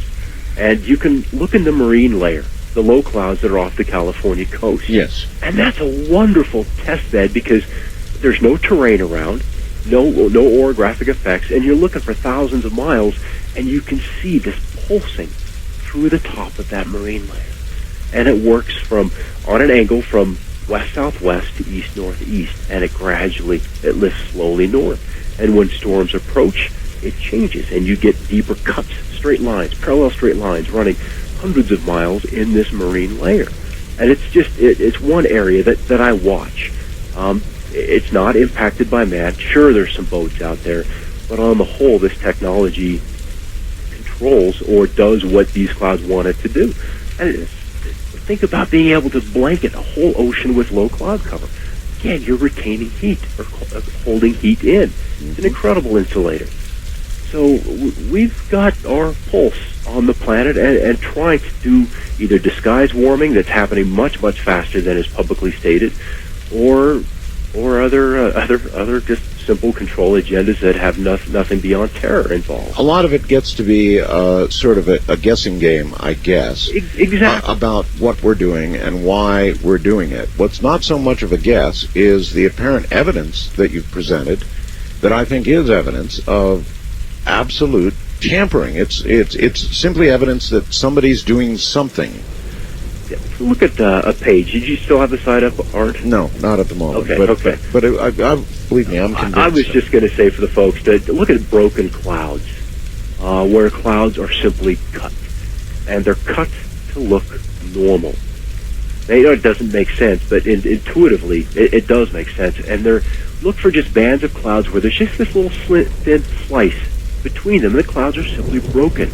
And then where the breaks are in the clouds, sometimes the cloud next to it does not line up on the base. Remember, at the beginning we talked about this lifted condensation level, right, which is the support for the cloud bottoms. And they don't, the cloud right next to it is maybe 200 feet higher. There's just no natural explanation for this. All right. First-time caller line, you're on the air with Scott Stevens. Good morning. Good morning. Yes, sir. This is HB from Enid, Oklahoma. Okay. And I listen to Oklahoma City to get the weather reports all the time down there. Right. All right. On I believe it was Channel 9, who the weatherman would be Gary England, and this was last winter. Well, there was a storm coming. It just about got into the California coast. So he said the storm will reach Oklahoma, and he said the heaviest amounts will be around Enid and Medford. Medford's a town about 40 miles from Enid. And I thought, well, the guy's got to be insane. That's 1,500 miles away. It doesn't make any sense. And now you can't do that. And one of the things that you just can't forecast. The models may tell you that that's where that the bullseye of the snow or the precip is going to be, but I'm to the point now where I just don't trust it. I mean, the storm can be on the doorstep, and I'm still uncertain as to whether it will arrive. Hence the square stamped out across the state, where the clouds have just been voided. And it really adds an uncomfortable amount of uncertainty that people count on us. I mean, these are life and death situations sometimes. And they count on us to provide them with accurate, truthful information. And you're trying your best, but what you're saying is you can't provide that level of accuracy that you're accustomed to providing because of the manipulation. The certainty has been removed. Got it. Wildcard line, you're on the air with Scott Stevens. Hello. Hello, Art. This is Steve in Kansas City. Yes. Steve. What a pleasure to be on with you and Scott. I can't tell you how many times in the past couple of years I've seen the sky look like an Etch-a-Sketch. And it has really upset me. A comment and a question. I used to live in Fairbanks, Alaska about 3 years ago. Oh, how fun. And I saw a hole in the sky one day where there were clouds all over the valley, and there was just a perfect round hole in the sky. And I was driving down what they call Farmer's Loop, and there was a big dish there. And as we drove past the dish was pointed exactly at that in the hole. Curious. Talking about holes in the sky. When you look at the satellite imagery I've got posted, you'll find these holes, and often where there is one, there is another. They're very close together. Fresno, with the fog socked in through the central valleys of California over the past week or so, this persistent hole has opened over Fresno. Why? And I was even reading one of the discussions out of one of the Weather Service offices in Central California, and they even pointed it out. The Fresno hole is back for the third day running. The Fresno hole. The next day, it wasn't there. So I have to wonder, because this operation is so immense, whether they are scouring our data and our comments from our agencies and using that in this program. It's just with the power of the internet, information is just here and there in no time at all. That's fact, isn't it? East of the Rockies, you're on the air with Scott Stevens. Hello. Oh, yes. Hello, Art. Hi. This is Keith in Hamilton, Ontario. Yes. In November, I had chemtrails above my house for nearly 2 hours. The sky looked like a football gridiron. I even videotaped it, actually. Is it normal? Is it a normal trait of these to have an orb or ball-like things at the bottom underneath these chemtrails? Okay, Scott? That's something that was a surprise for me. And in taking the digital camera out and shooting these trails, is that these orbs would show up. And I'm not the only one to point them out. There's numerous other websites that are focused on those orbs and their possible reasons for being in and around these trails. But I'm not finding them in the pictures around regular commercial flights that are not doing Gotcha. it. All right. Scott, we're coming to the end of the program. Now, you would like people, if possible, when they, after all, a million eyes in the night and in the day can take pictures of the anomalies that you've described and shown us tonight. I want to see them. And you'd like to see the pictures. Where do they send them? On the website, we've got links so you can email. I will get a physical address, so if it's on tape or on CD, we'll get a post office box so we can get that. I don't have one right now. And your goal is to put together a CD, a compilation of what, evidence that you think will prove conclusively? Well, by the time it's done, it'll be obvious to the world. By the time that's done, because this is going to happen, this is going to be a flash with the attention that weather has gotten over the last couple of years. This is going to be a flash, and it will change people's awareness. And by the time that the DVD is done, it'll be April or May, and it won't be the only one. But that was the intent, was to begin to raise people's awareness. Well, one thing's for sure: we live in a country where there's 1 billion digital cameras. Hallelujah! Everybody's got one, and nearly. And so I'm sure they're going to come up with these photographs, and they're looking for what? They're looking for squares and oblongs and things that you don't find normally in nature. Is that correct? They will know when it doesn't fit. It'll be that obvious. It's geometric patterns. It's squares embedded in squares. It's visit the site. Visit my site. And the site is? Through it all. Weatherwars.info.